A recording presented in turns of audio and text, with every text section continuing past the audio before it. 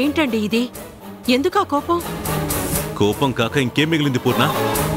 నేనేంటి, ఈ సొసైటీలో నాకున్న వాల్యూ ఏంటి? ఈ సిటీలో నాకెంత గౌరవం ఉందో, అందరూ నన్ను ఎంత మర్యాదగా చూస్తారో నీకు తెలీదా? అలాంటిది నేనెళ్ళి అడిగినా సరే కుదరదని సమాధానం ఇచ్చాడా రాధ నాకు. తన భార్య పరువు పోయింది, అందుకని కేసును విడ్రా చేసుకునే సమస్య లేదని నాకెదురు సమాధానం చెప్పాడు. నేను వాళ్ళింటికి వెళ్ళి అడిగానని కదా వాడంతా ధైర్యం చేశాడు. అసలు ఈ శంకర్ అంటే ఏంటో నేను తలుచుకుంటే ఏం జరుగుతుందో వాళ్ళకి చూపిస్తాను. ప్రతీకారం ఎలా ఉంటుందో, పగ పెంచుకుంటే నా రియాక్షన్ ఎలా ఉంటుందో నేను వాళ్ళకి చూపిస్తాను. వాళ్ళ స్థాయిలో వాళ్ళేంటో నాకు చెప్పారు కదా, మరి నా స్థాయికి నేను వాళ్ళకి సమాధానం చెప్పాలి. వద్దండి, ఈ అనవసరమైన ఆవేశమే అనర్థానికి దారితీస్తుంది. అక్కడ కుర్రాళ్ళు రాణిని ఏడిపించడం నిజమే కదా. ఏ భర్త అయినా తన భార్యకిలా జరిగిందంటే ఊరుకోరు కదా. వాళ్ళకి మనమంటే పడదు అని ఆలోచించడం కాదు, రాధస్థానంలో ఉండి ఆలోచించండి. రాణి పరిస్థితి ఆలోచించండి. అలాంటి పార్టీకి వెళ్లటం మన మనవరాలు చేసిన తప్పు. దాన్ని ఎలా విడిపించుకోవాలో దాని గురించి మనం ఆలోచించుకోవాలి. అంతేకాని ఇలా పగలు ప్రతీకారాలు పెంచుకుంటే పరిస్థితి ఎన్ని గొడవలకు దారితీస్తుందో ఒక్కసారి ఆలోచించారా? నువ్వింకేం మాట్లాడకూర్నా. నేను ప్రాణంగా పెంచుకున్న నా మనవరాలు ఈరోజు ఒక నేరస్తురాల్లా స్టేషన్లో ఉంది. తనని విడిపించలేకపోతున్నందుకు నాకెంత బాధగా ఉంటుందో నీకెలా అర్థమవుతుంది? ఒక్కటి గుర్తుపెట్టుకో పూర్ణ, నాకు నా మనవరాలి తర్వాత ఎవరైనా తనని ఏడిపించిన వాళ్ళు, తనని బాధ పెట్టిన వాళ్ళు ఎప్పటికైనా నాకు శత్రువులే అవుతారు. అలాంటి వాళ్ళని వదిలేయమంటావా? ఈ విషయంలో నువ్వే కాదు కదా ఆ బ్రహ్మదేవుడొచ్చి చెప్పినా నేను వినను.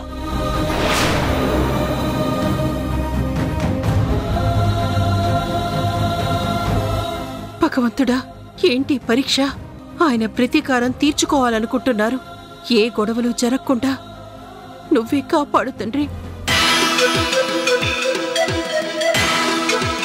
ఏంటి సమంత ఇది? మనం స్టేషన్కి వస్తున్నప్పుడు నువ్వేం చెప్పావు? ఈ పోలీసులు మనల్ని ఎలా అరెస్ట్ చేస్తారు, మా తాతయ్యకి తెలిస్తే వెంటనే బయటకు వెళ్ళిపోతామని మా దగ్గర ఎన్ని గొప్పలు చెప్పావు. మీ తాతయ్య వచ్చారు వెళ్ళారు, ధైర్యంగా ఉండమని చెప్పారే కానీ విడిపించలేదు. అనవసరంగా నేను నమ్మకం వచ్చాం. మేం కూడా స్టేషన్లో కూర్చున్నాం. సమంత అంటే ఎంతో గ్రేట్ అని అందరం అనుకున్నాం కదా. నీ బిల్డప్ చూసి మేమందరం కూడా హ్యాపీగా బయటికెళ్ళిపోవచ్చు అనుకున్నాం. బట్ ఇది కూడా మనలాంటి బ్యాచేనని ఇప్పుడే నాకు అర్థమైంది. ఆ రాణి ఆఫ్టర్ ఆల్ అని నువ్వే చెప్పావు కదా. మీ దగ్గర వాళ్ళ చెల్లి చదువు కోసం అడుక్కుందని చెప్పావు. మరి అలాంటి మనిషి కేసు విత్డ్రా చేసుకునేలాగా మీ తాతయ్య చేయలేకపోతున్నారు. Just shut up. ఇంకొక్క మాట మాట్లాడారంటే స్టేషన్లోనే చంపేస్తాను. నన్నే అవమానిస్తారా? మా తాతయ్యని అవమానిస్తారా? మా తాతయ్య వెళ్ళి ప్రయత్నం చేస్తానని చెప్పారు కదా, ఆ మాత్రం ఓపిక పట్టలేరా? ఒక్కటి గుర్తు పెట్టుకోండి, నేను స్టేషన్ నుంచి బయటికి వెళ్ళాక ఆ రాణి అంతు చూస్తా. తన మీద రివెంజ్ ఎలా తీర్చుకుంటానో మీ అందరికీ చూపిస్తాను. నన్ను అనవసరంగా రెచ్చగొట్టకండి. మా మీద కోపం చూపించడం కాదు, ముందు అందరినీ విడిపించే ప్రయత్నం చెయ్యి. అప్పుడు నువ్వు సూపర్ అని మేము ఒప్పుకుంటాం.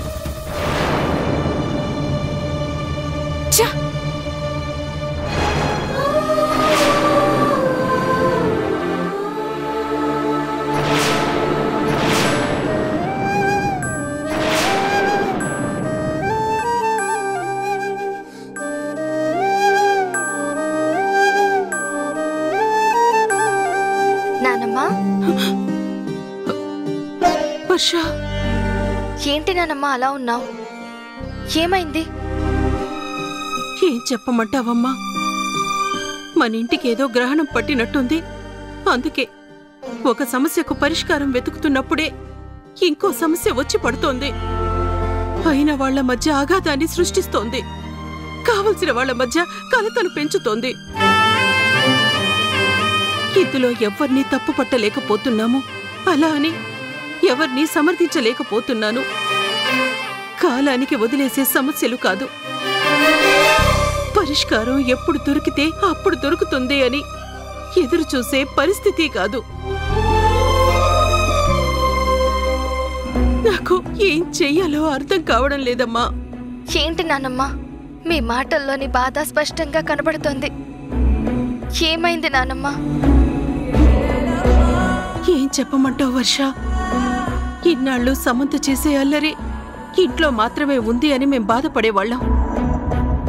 అల్లారు ముద్దుగా పెంచుకున్నాం కదా, అందుకే అలా పెరిగింది అని సరిపెట్టుకున్నాం. కానీ ఈరోజు అది ఒక పార్టీకి వెళ్ళింది. అక్కడ కొంతమంది పోకిరి వెధవలు రాణిని అల్లరి పెట్టారు. రాణి పోలీస్ కేసు పెట్టింది. ఆ పార్టీలో సమంత ఉన్నందుకు సమంతని కూడా పోలీసులు అరెస్ట్ చేశారు. ఇప్పుడు సమంత జైల్లో ఉందమ్మా. ఏం మాట్లాడుతున్నావు నానమ్మా? అక్క జైల్లో ఉండడం ఏంటి? అయినా తాతయ్య చూస్తూ ఊరుకున్నారా? వెళ్ళి విడిపించలేదా?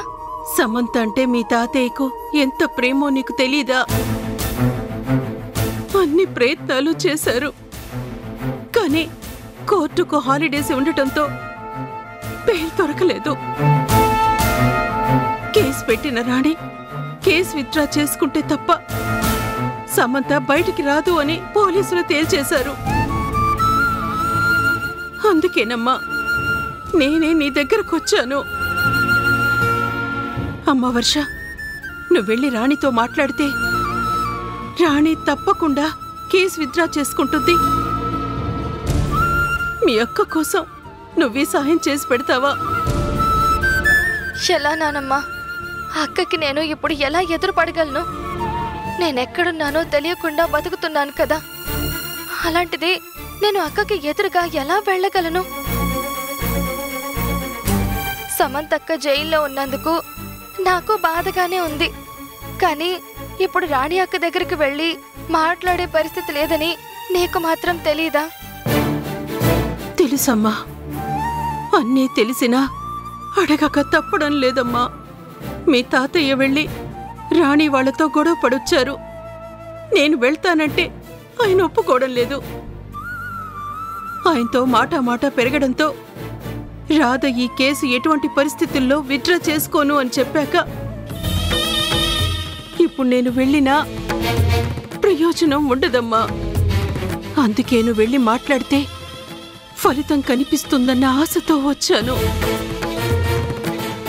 ఎంతైనా నీ రక్తం పంచుకు పుట్టిన సమంత అలా జైల్లో ఉంటే తట్టుకోవడం మనకు కష్టం కదమ్మా. లేదు నానమ్మా, అక్కని జైల్లో నేనెందుకు ఉండనిస్తాను? నాకు ఆ బాధ లేదా? దీనికి ఒక పరిష్కారం ఉంది. ఎవరు చెప్తే అక్క రాధా గారు కూడా వింటారో వాళ్లతో చెప్పిస్తాను. దేవుడు చెప్పినా వినే పరిస్థితుల్లో లేరు అని మీ తాతయ్య చెప్తున్నారు. ఇంకెవరు చెప్తే వింటారు? దేవుళ్లాంటి సూర్యం తాతయ్య మాట్లాడితే వాళ్ళిద్దరూ తప్పకుండా వింటారు. ఇప్పుడే వెళ్ళి తాతయ్యతో నేను మాట్లాడతాను.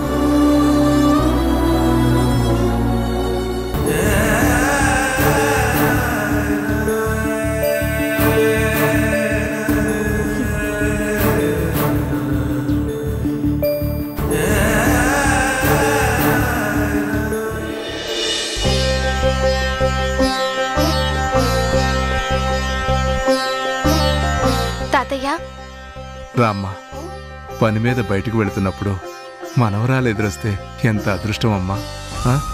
నేను కూడా ఇప్పుడు మీ దగ్గరికి ఒక పని మీద వచ్చాను తాతయ్య. చెప్పమ్మా, నా మనవరాలు అడిగితే ఈ తాతయ్య ఏదైనా చేస్తాడు. ఏం కావాలో చెప్పమ్మా. మీ సహాయం కావాలి తాతయ్య. మీరు మాత్రమే చేయగలిగిన పనది. ఒక పెద్ద సమస్య వచ్చింది. దాన్ని మీరే పరిష్కరించగలరు.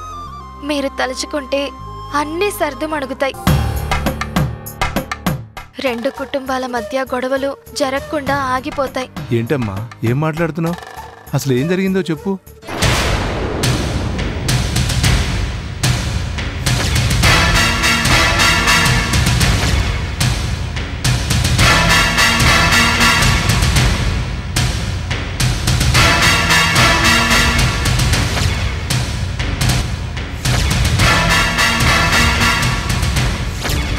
తాతయ్య జరిగింది. ఆ రోజు అక్కడ సమంత ఉందని రాణి అక్కకి తెలీదు. తెలిసుంటే తను ఖచ్చితంగా కేసు పెట్టేది కాదు. కానీ ఆ పార్టీకొచ్చిన వాళ్ళు అక్కని అల్లరి పెట్టడంతో కేసు పెట్టింది. పార్టీలో ఉన్న వాళ్ళందరూ తాగుండడంతో పోలీసులు అరెస్ట్ చేశారు. ఇప్పుడు బెయిల్ కూడా రావడం లేదు. సమంత బయటికి రావాలి అంటే అక్క కేసు విత్డ్రా చేసుకోవాలని పోలీసులు చెప్తున్నారు. నానమ్మ వెళ్ళి మాట్లాడతాను అంటే తాతయ్య వినకుండా వెళ్ళి అక్కతో మాట్లాడారు. ఆయన సంగతి మీకు తెలుసు కదా. తాతయ్య మాట్లాడితే అక్కడ కూడా గొడవ జరుగుతుంది తప్ప సమస్యలకి పరిష్కారం దొరకదు అని రాధా గారు కేసు విత్డ్రా చేసుకునే సమస్య లేదు అని చెప్పారంట. పార్టీలో సమంత ఉండడం తన తప్పు కానీ కేసు పెట్టడం అక్క తప్పు కాదు అని అక్క వైపు మాట్లాడారంట. తన మనవరాల్ని విడిపించకపోతే పరిస్థితులు ఎంతవరకు దిగజారుతాయో చూపిస్తాను అని తాతయ్య వాళ్లతో సవాలు చేసి మరీ వచ్చేశారంట. అసలే నా వల్ల 2 కుటుంబాల మధ్య మనస్పర్ధలున్నాయి. వంశీ విషయంలో సమంతకు అన్యాయం జరిగిందని, దానికి కారణం నేనే అని తాతయ్యకి నా మీద అక్క మీద కోపం ఉంది. ఇప్పుడు జరిగిన ఈ పరిస్థితితో తాతయ్య కోపం మరింత పెరుగుతుంది. ఇది ఎక్కడికి దారి తీస్తుందోనని నాకు భయంగా ఉంది. మీరు వెళ్ళి మాట్లాడితే తప్పకుండా అక్క కేసు విత్డ్రా చేసుకుంటుంది. రాధా గారు కూడా అర్థం చేసుకుంటారు. ప్లీజ్ తాతయ్య, మీరు వెళ్ళి మాట్లాడరండి. ఈ సహాయం మీరు చేస్తారనే ఇక్కడికి వచ్చాను. తప్పకుండానమ్మా. సమంత నా మనవరాలు. శంకర్ సమంతను అల్లారు ముద్దుగా పెంచాడు. అలా పెంచడం వల్ల తను కోరుకుందే జరగాలని పంతం పెరిగిందే తప్ప సమంత చెడ్డపిల్ల కాదమ్మా. పార్టీకి వెళ్ళింది. అక్కడ వాళ్ళు తాగి తందనాలాడితే పాపం సమంత మాత్రం ఏం చేస్తుందమ్మా. ఇవన్నీ రాణికి తెలుసుండవు. తెలుసుంటే రాణి ఇలాంటి పని చేయదు కదమ్మా. నేను వెళ్ళి రాణితో మాట్లాడతాను. రాధకు కూడా అర్థమయ్యేలా చెప్తాను. ఇప్పుడిప్పుడే కుదుటపడుతున్న సమస్యల్ని మళ్లీ జట్లం చేసుకోవద్దని నేను రాధతో మాట్లాడతాను. నువ్వేం దిగులు పడకమ్మా, ధైర్యంగా ఉండు. సమంతను నేను విడిపిస్తాను. నువ్వేం బెంగపడకమ్మా. చాలా థ్యాంక్స్ తాతయ్య. నానమ్మ ఈ విషయంలో చాలా బాధపడుతున్నారు. సమంత జైల్లో ఉండడం వల్ల ఇంటి పరువు పోతుంది అని తాతయ్య ఎంతో మదన పడుతున్నారు. వాళ్ల బాధ చూడలేకపోతున్నాను. అందుకే మీకు శ్రమిస్తున్నాను. మీరు మరోలా అనుకోకండి. భలే దానివమ్మా. ఆయన వాళ్ళ కోసం మాట్లాడేదాన్ని శ్రమ అనుకోరు, బాధ్యత అంటారు. ఇందులో పరాయి వాళ్ళు ఎవరున్నారమ్మా? శంకర్ నా ప్రాణ స్నేహితుడు, సమంత నా కూతురు. ఇంక నువ్వు రాణి అయితే ఆ దేవుడు ఇచ్చిన మనవరాళ్ళు. అందరూ నా వాళ్ళైనప్పుడు సమస్యకు పరిష్కారం కూడా నేనే చూడాలి కదమ్మా. ఇప్పటికే లేనిపోని అపోహలతో మనస్పర్ధలు ఏర్పడి మనుషుల మధ్య అగాధం ఏర్పడింది. ఇవి మరింత జటిలం కాకుండా అందరం కలవడం కోసం ఎదురు చూస్తుంటే మళ్ళీ ఈ అడ్డంకులేంటమ్మా? వద్దు, నువ్వు ధైర్యంగా ఉండమ్మా. ఇప్పుడే నేను వెళ్ళి మాట్లాడతాను.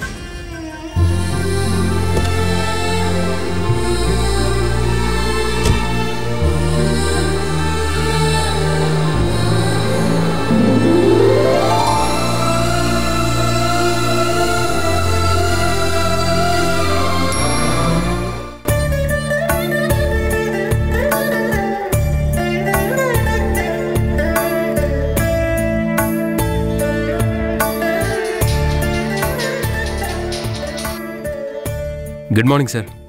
Very bad morning Radhakrishna. ఏంటి సార్ అలా మాట్లాడుతున్నారు? ఈ విషయం మీకు ఎలా చెప్పాలో నాకు అర్థం కావట్లేదు రాధాకృష్ణ. మీరు సెకండ్ యూనిట్ కోసం పేపర్స్ అన్ని సబ్మిట్ చేశారు కదా, బట్ మీరు యూనిట్ స్టార్ట్ చేయడానికి గవర్నమెంట్ నుంచి పర్మిషన్ రాదు. మీ ఫైల్ని హోల్డ్లో పెట్టారు. రిజెక్ట్ చేసే అవకాశాలు చాలా ఎక్కువగా ఉన్నాయి. ఈ విషయం మీకు చెప్పడానికి నాకు చాలా బాధగా ఉంది. ఏం మాట్లాడుతున్నారు సార్? నా ఫైల్ హోల్డ్లో పెట్టడం ఏంటి? మీరు అడిగిన అన్ని పర్మిషన్ లెటర్స్ నేను తీసుకొచ్చాను. ఫైర్ సేఫ్టీ వాళ్ళు నో అబ్జెక్షన్ సర్టిఫికేట్ కూడా ఇచ్చారు. అక్కడ ఏ ఇష్యూస్ లేవు, అన్నీ క్లియర్గానే ఉన్నాయి. ఇంకా నేను యూనిట్ స్టార్ట్ చేయడానికి ఎంత ఫండ్ కావాలో అదంతా నేను మీకు బ్యాంక్ అకౌంట్లో చూపిస్తున్నాను కదా.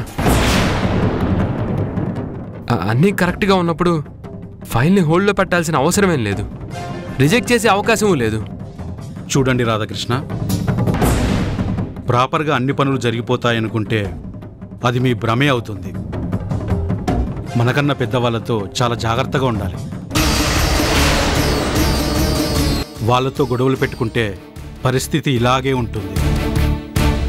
నేను ఎవరి గురించి చెప్తున్నానో మీకు ఈ పాటికి అర్థమయ్యే ఉంటుంది. శంకర్ ప్రసాద్ గారి గురించేనా? కరెక్ట్గానే గెస్ చేశారు. శంకర్ ప్రసాద్ గారి పలుకుబడి మీకు తెలియంది కాదు. ఢిల్లీ లెవెల్లో ఆయనకి ఇన్ఫ్లుయెన్స్ ఉంది. అలాంటి వ్యక్తితోని మీరు గొడవకు దిగారు.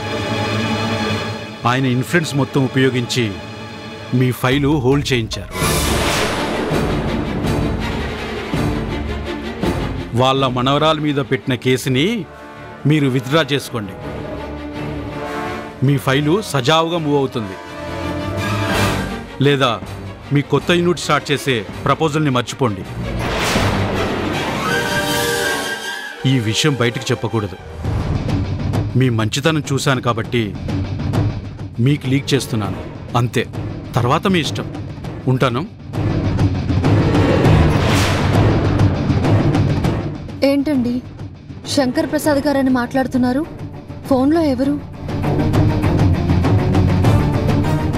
మనం కొత్త యూనిట్ పెట్టాలనుకున్నాం కదా, ఆ పర్మిషన్ ఫైల్ శంకర్ ప్రసాద్ గారు తన ఇన్ఫ్లుయెన్స్ ఉపయోగించి హోల్డ్ చేయించారంట. కేసు విత్డ్రా చేసుకోకపోతే మన పర్మిషన్ క్యాన్సిల్ చేయించే ప్రమాదం ఉందని ఆఫీసర్ గారు నాకు ఫోన్ చేసి చెప్పారు. ఆ రోజు రాణి పోలీస్ కేసు పెట్టాను అని చెప్తే నేను ఎంతో భయపడ్డాను. పెద్దవాళ్లతో మనకెందుకు అని చెప్పాను, కానీ ఎవరూ నా మాట పట్టించుకోలేదు. చూడండి ఇప్పుడు ఎలాంటి పరిస్థితి వచ్చిందో. ఈ విషయంలో మీరు నా మాట కాదనకండి. ఈ కేసుని నేను విత్డ్రా చేసుకుంటాను. మీరు ఎన్నో ఏళ్లు కష్టపడితే ఫ్యాక్టరీ ఈ స్థాయికి వచ్చింది. ఇప్పుడు ఇంకో యూనిట్ పెట్టేంత అవకాశం కూడా వచ్చింది. ఫ్యాక్టరీని ఎంత విస్తరిస్తే కార్మికులు అంతలా బాగుపడతారు. మన కుటుంబం కూడా అంత బాగుపడుతుంది. చూడు రాణి, సమంత మీద పగతో నువ్వు ఆ పని చేయలేదు. శంకర్ ప్రసాద్ గారి మీద కోపంతో నువ్వు కేసు పెట్టలేదు. మానవ మృగాలకు బుద్ధి చెప్పాలని కేసు పెట్టావు. ఇప్పుడు నువ్వు కేసు వెనక్కి తీసుకుంటే ఇలాంటి వాళ్ళకి కొమ్ములు వస్తాయి. డబ్బుంటే ఏదైనా చేయగలమని వాళ్ళ గర్వం పెరిగేలా చేసిందని అవుతావు.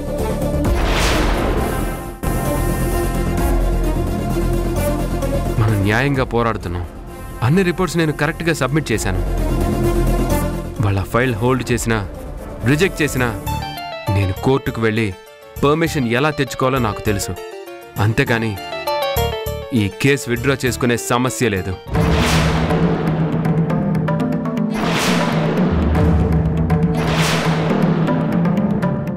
శంకర్ ప్రసాద్ గారు బెదిరించాలని చూస్తే మనం బెదిరిపోతాం అనుకుంటున్నారు. మనం బెదరలేదు అని తెలిస్తే ఆయనే బెదిరించడం మానుకుంటారు. ఈ విషయంలో నువ్వు చెప్పినా నేను వినను. దీన్ని ఎలా తేల్చుకోవాలో నాకు బాగా తెలుసు.